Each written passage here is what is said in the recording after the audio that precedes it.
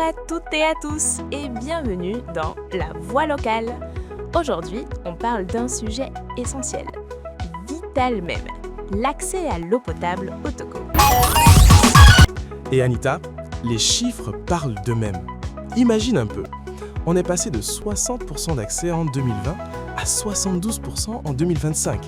Et en milieu rural, accroche-toi, 77%. 77%?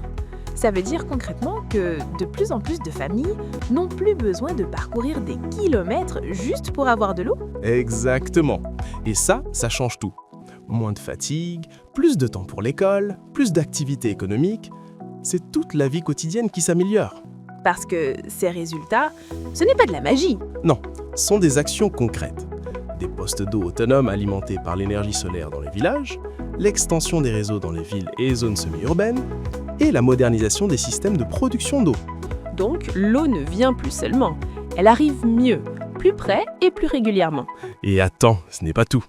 Le gouvernement a aussi mis en place un outil stratégique, le Fonds pour la gestion intégrée des ressources en eau. Et ça, c'est important. Parce qu'avoir de l'eau aujourd'hui, c'est bien. Mais garantir qu'il y en aura demain, c'est encore mieux. Exact. Ce fonds permet d'entretenir les infrastructures, d'anticiper les défis et surtout faire face aux effets du changement climatique. Mais au fond, Kossi, ce qu'il faut retenir, ce n'est pas seulement les pourcentages. Oui, derrière chaque point d'eau, il y a une histoire.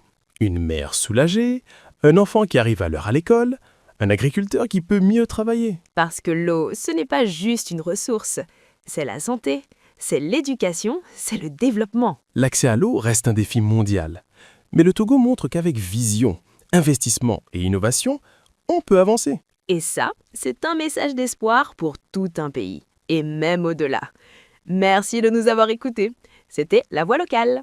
À très bientôt pour un nouveau podcast.